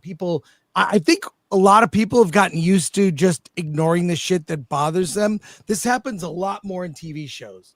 By episode 3 of any TV show, there will be a gay romance introduced. I started watching a Netflix show that I was very excited about. Claire Danes, like a scary thriller. I like that actress. In the first episode, I was like, I don't want to. I turned it off and didn't look back. So Pluribus very quickly turned into a lesbian romance show. Right. I'm still watching it, but I did notice. Yes, they used to wait till episode 3, and now it's much earlier on. But yeah, gotta get in there. I'll It's Hollywood, tune out. baby. Well, what do you think about these? And we can even revisit parts of this article to discuss more. What do you guys think? I love the graph that was up there where the Venn diagram, the Star Wars like intersects all 4 of the heart of everything. It's perfect. The heart of evil. Funny. Yeah. I like how concise they put the first four, which is what we always talk about: the historical inaccuracies, breaking canon, lecturing us, and or like that modern speak. Witcher, Star Trek, all of them. They all sound like they're just modern day talking. Yeah. Well, and then the Right. point about, big budget. Like if it's a big budget, general audience type movie, people are not here for agendas. We're here to be entertained. So entertain us when it comes to the big budget $200 million movie. And that's what they said. If you put something woke in a big budget movie, people are probably going to get turned off because you're already dividing your audience. You're already saying, oh, this is how we believe, and we're not just going to play it down the middle. We want you guys to, listen to our lecture and to our agenda and to our message. That's basically what I'm seeing. So, yeah, I agree with it's obviously nothing shocking as to what they said. It makes 100% sense. Yeah, and they keep turning the fandoms against one another too, and that's like this weird combination as well, because you have to it turns to this place where people feel like they have to pick a side, and they're like, well, I guess I can't like this shit anymore because you've made me pick a side now, and so they're kind of creating enemies against their own fandoms and stuff too, which is such a weird and they haven't stopped, obviously. And they're I don't know, this whole thing, like y'all said, a lot of it is not necessarily surprising, and there are definitely other factors. Like, for example, even some of this, I didn't catch if they brought it up, but it's like the marketing. Some of it is just deceptive marketing, and that's why some of this stuff succeeds, where they bury the lead, and then you've already paid for the ticket, and it's something that you thought was going to be something absolutely different than what you actually got into. Or reverse the Mark Malkin effect. Is this the gayest? Like if he just shut the fuck Right. up, Acolyte, it would have done horribly, but not as bad as right. And It's various also other like products. the creatives choosing activism over actually being creative, and leaning into the canon, leaning into the lore, learning about the property that you're writing for, as opposed to taking like the lazy, easy way and just doing what you want to do and being an activist over actually being creative. And then when you do change it, when you do change the lore, or you change something, you put in whatever themes you want, whether it be diversity, LGBTQ, feminist propaganda into all of these movies while breaking canon in the process, just to have, just to say, oh, this is what I did. This is my activist inclusion into this property that I did not come up with. Therefore, I should have absolutely no right to break the canon. Like the fact that these creatives, these people that are, writing for these IPs, to think that they can just change them when they Don't didn't let create them in the temporary first people place. make permanent solutions. Right. Yeah, well, yeah, to your point, Steph, like they don't even understand the franchise. They're not fans. They don't care. They're not here for the franchise. They're not here to give the audience something that the audience wants. They're here for their own purposes. They're here to push their own agendas. We did not sign up for this to give Star Wars fans Star Wars. Hell no. We are here to push LGBTQ, DEI, blah, blah, blah, whatever little letter you want to add to it. That's why they signed up for the project. And they're so happy that they have a large audience to preach to. All right. Yep. We get to preach to this giant audience of Star Wars fans. And, but they don't really care about the franchise. And they'll have zero problem with destroying it, with changing it. They think they're making it better. They start saying, oh, look at how problematic Star Wars used to be back in the day. Right. There weren't any black people in Star Wars. Saw that nonsense a couple of weeks back. Weren't any black people in Star Wars. You guys hate black people, even though Lando Calrissian has been around since 1980. But yeah, that's the problem. They think that they're doing the franchise a favor by fixing all of the problematic elements of it. And the reality is you're just destroying it, as you can see with Star Wars. All right. They don't look at it as a franchise to improve. They look at it as a platform to preach from. That's how they look at these IPs. It's just a huge platform for me to, preach to insert my agenda into it. That's all they look at it. It's just a big authenticity is all you need. If you're not authentic, you're violating basically every subset that we just mentioned. Like if you look at this graphic, it kind of looks like something the HR department would require for that a film have all those elements. Breaking canon, LGBTQ plus, diversity, gender diversity. It's all there. We'll put a link to this article in the description.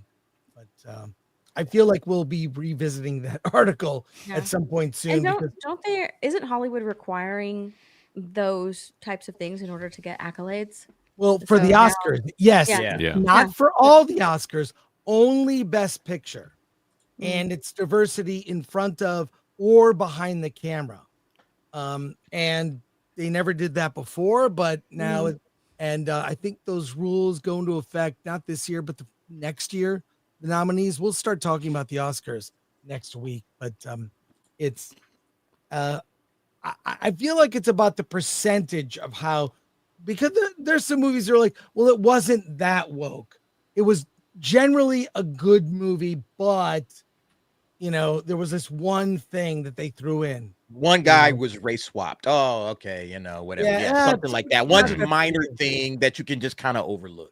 Yeah, it's that's when you have like the a good story or a good script, a good movie when you can overlook those tiny things because the movie was really, really good. But when you prioritize diversity, all the DEI stuff over a good script, a good story, that's when you start to lose everything. Yep. Let's go to comments. Let's see here. We have a lot of comments. We'll start from the top. Boy, John Wayne for 2. An ancient Egyptian curse just got Gary Street. No, it's probably the government. Run, Gary. You think so? Oh no. No, I just want to see. Hotel. I've seen some stills. I haven't really seen a lot of video of what they've done. I just wonder. I hope they all return okay. Keep your head down, guys. I'm being serious. Yeah. Yeah. Thanks, John Wayne. Jason Webster for 5. No Other Choice from 2025, directed by Park Chan-wook, opens in limited release on the 25th of December. I highly recommend seeing it. It is the best film of 2025. No Other Alan Choice. and I will be reviewing it on the show before Christmas. I promise. Yes, I can't wait to watch it on my television. I'm going to go to the theater, but Quagmire for 2. Blaine, do these people know about your hate of Batman? Which Batman? What? Wait, what? No, which What? Batman? No. What? Oh, there we go. Done. Get him out of here. Get him out of here. I love Batman. Yourself. Quagmire, what have you done? See, he used to haze me about heavy metal. He's Now got he Batman hazes. figures. Yeah, no, there's a bunch of Batman things. There's a whole which slew of version do Batman you not comics like? right here. Which version? It's actually Christian Bale's Batman. I'm not a huge fan hey, of Christian the one Bale. with bad knees? Yeah, I don't disagree with you. Sorry, go ahead. Yeah, I'm He's not fine, a huge Bale Batman fan. It's not very that comic one- accurate. Right. Yeah, Quagmire's giving me a lot of crap for crap Well, on those movies a little bit. But there's a really good argument. about to got make. you. I think Bale is the best Bruce Wayne. But Keaton is a really good Batman. I think Ben Affleck is a good older Batman. And Clooney is the worst. Spoiler, I think Clooney Val is the Kilmer worst. actually was one of the Clooney is most just George Clooney. comic He's not accurate even- Bruce Thank Waynes. you. I love Val, man. He's I Christian love turned his his Bruce. Bruce into a not drunken bad. asshole. Like at least Yes. Val had he was an actual philanthropist and he was getting them ladies and had charm. And, That was They way would be too nothing sensitive. without He was Adam. a sensitive bat. I didn't Yeah, like Adam sensitive. West. I didn't yeah, like Ben Affleck was banging bitches. He had, waking up, popping pills. He was fun. He was the fun one. Yeah. Right. But that's Yeah. there's a larger argument about that. Yeah. That we could get Yeah. into, but And I yeah, liked the less let me- militarized. That was the other thing with that series was the militarized Batman. That stuff I was like, I kind of miss. And I was a '90s kid, so it's like I was, I unapologetically loved Batman Forever and Chicks Begins do and all dig that the stuff. car though. Well, Yeah. let's take Right. a look at these. What do you think of Lewis Wilson from 1943 He tried. or Hey. Robert Lowry from 1949? Adam West. I grew up watching Adam West. Keaton, I thought was a Campy, great. though. Keaton was a great Batman, a terrible Bruce Wayne. Val Kilmer was a good balance. Ash Williams, I don't know about that. I like Bale's my favorite overall favorite for me, and Adam. I don't know. Robert Pattinson remains to be seen. Let's see. We didn't how get a that lot of goes. his Bruce Wayne, so Well, I'm he waiting to didn't see bint his it Bruce yet, Wayne right? persona. Right. Yeah, I hope we get it in the second one. I like Ben Affleck Agreed. the most. And they'll have Sorry. to pivot away from the emo Batman a bit too. So Warehouse Yeah, Scene yeah. is still peak Batman, still the best we've ever seen him fight on screen. yes, Mhm. Said it. agreed. Yes. But yeah, Agreed. DCAU Batman. Kevin Conroy, that's my Batman. And Kevin Kevin Conroy. Conroy, yeah, In my heart. animated Yeah. series. Yeah. his voice in the games. And the Arkham, as I say, so that's the most we've seen it in action is the Arkham games of what it would actually look like. And you can absolutely do comic Batman. Like, God bless Kevin. Oh, For real. God. Okay. Thanks, Quagmire, for got your $2 worth on that one. Yeah. All right. He knows how to More get people. comments. You almost It's all got Blaine good. lynched. Yeah, for real. Swan member for 16 months. Justine and Tom should get together and run Hollywood. Please. Yeah. We're gonna have, by the way, Justine Bateman is coming on the show in early December and doing a whole episode. She will be here to answer your questions. Latino Slant for 5. Congrats to the team behind Thriller for getting nominated for Best Doc at this year's award. Viva Indy. Great job to the FT critics, Film Threat critics. Thank you, Absolutely. Paulie. We hope to see you there. We hope you attend. Thank you. Will Young, member for 16 months. Pope finally watched Conclave and had to voice his opinion on Hollywood. Hey, I like Conclave. It's like the Avengers Endgame of popes. Jason Webster for 5. Tour guide. Okay, we'll begin our tour of Hollywood. Please remember no sudden movements, no flash photography, and do not feed the actors. Yeah. For sure. Don't. By the way, have they checked, does Pope Leo have a penis? By the way, this Pope was from Chicago. That's a Conclave spoiler, Alan. Imagine the action movie. Imagine the John Wick action movie where a former mobster becomes the Pope, has to go back to Chicago and clean things up. I'm just saying. Okay. It could happen. Thundercats Litter Box for 5. 18 through 24 is the main age range for moviegoers throughout history. That age doesn't care about movies now. Woke is a tiny part of the overall picture. That's why I said, Agreed. man, Gen Z, by losing Gen Z, you may have lost a whole generation of moviegoers for the next 20 to 30 years, because this is the era where you get in the habit of going to movies. All right. 18 to 25. That's when you start developing. Hey, every week, let's go to the movies. Let's go to the movies. When you lose that generation and they find other things to do, that's going to become their new go-to, and the movies are done. Well, because woke lost us. To be fair, We stopped telling our kids about it. to be fair, they are trying to pull in that audience, because if you see like the marketing for a lot of these movies, it seems really weird, really feminine, kind of cringe. Yeah. But that's the marketing to Gen Z, because they're putting that all on TikTok. Like I think the Predator Badlands one went viral, where the Predator was rapping. It's really ridiculous. Yes, it's really ridiculous and dumb. But that's marketing to that audience. So they are kind of trying to do that. You saw it with Fantastic Four's marketing. You saw it with Superman's marketing. Marketing is changing right now to something that's very cringe, as far as like when we see it, we roll our eyes and we're like, what is this? But they are marketing to Gen Z. That's the thing that will get them, that will pull them. Right. Yeah, it's brand new marketing, and it's really taking off. I saw an article about it like last month or something. But yeah, and I've been noticing it over the past few months and few movies that have been coming out. They're trying to pull in that audience. They're just not being successful at it so far. Yep. Did you get that one, Badger? Yeah, member for 10 months. Subtlety in writing is a lost art in today's films. Yes, there's no nuance. They don't understand how to do subtext. Ooh. Thank you, Red French Moon. Thanks, member Red for French 22 Moon. months. Appreciate it. Gerald Campos for 20. Streaming is killing movies, ticket sales, and theaters. Thanks, Gerald, for the support of the channel. Yep. Thank you very much. Daniel-san for $1.99. The Muslims. The Muslims are buying WB Studios. Have you talked about it? No, we haven't, but I will be talking about it on Badgercast coming up. It's a rumor at this point. When it gets more serious, I'll have something to say. Though, aren't they? Yeah, Puck did something on it, and it's ambiguous whether it's just the Saudis or whether they're giving money to Comcast and backing them for their bid. So it's a developing situation. C Black for $1.99. Gore, share the info on Doomsday. Stop holding out. Come on, bro. Why you holding out on Doomsday? I have Chris? Why you holding out? What you got on my Dr. Doom, homie? I talked to my friend who saw the rough of the trailer, and it's a lot. You're going to see a lot of Doom. It's not a teaser. Are there girl variants? There are no girl. No, that was debunked from that source. It's like, hell no. Is Brie Larson?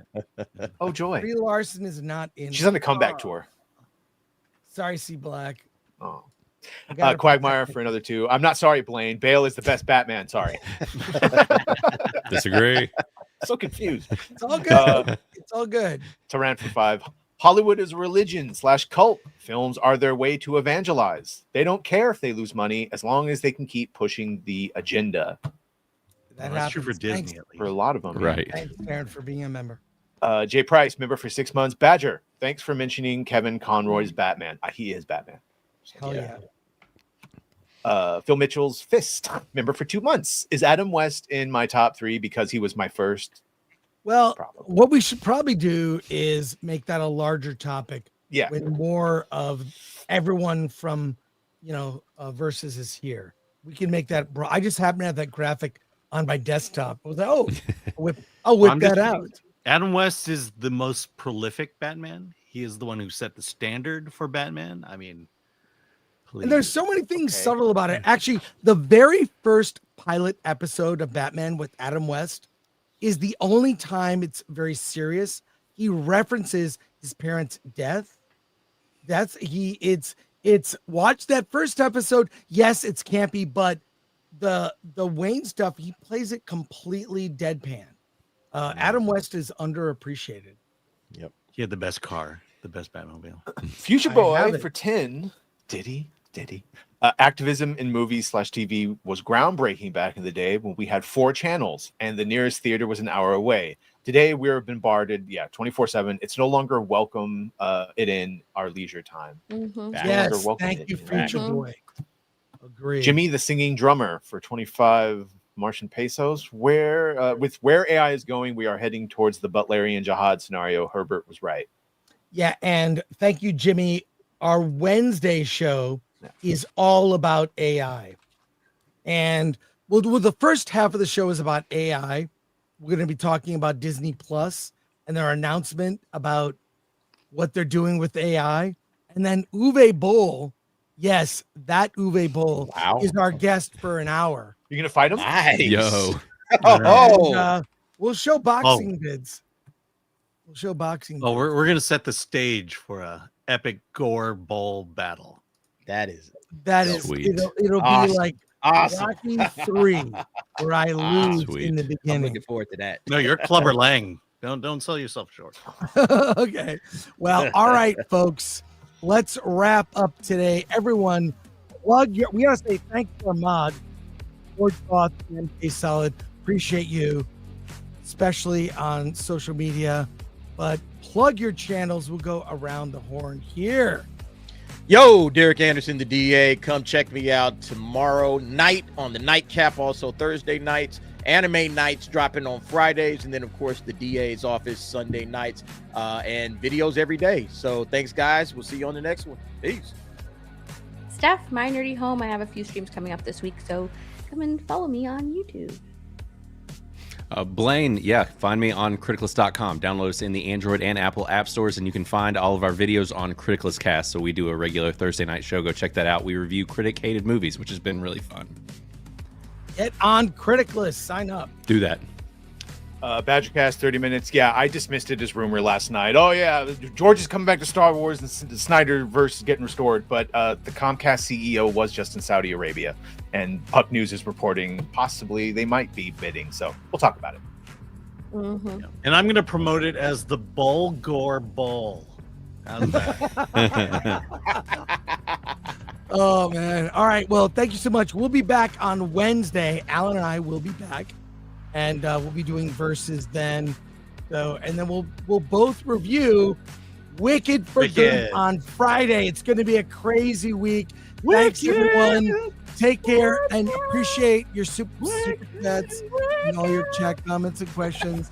And we'll see you later. Bye, Alan. Bye. Let's get out of here.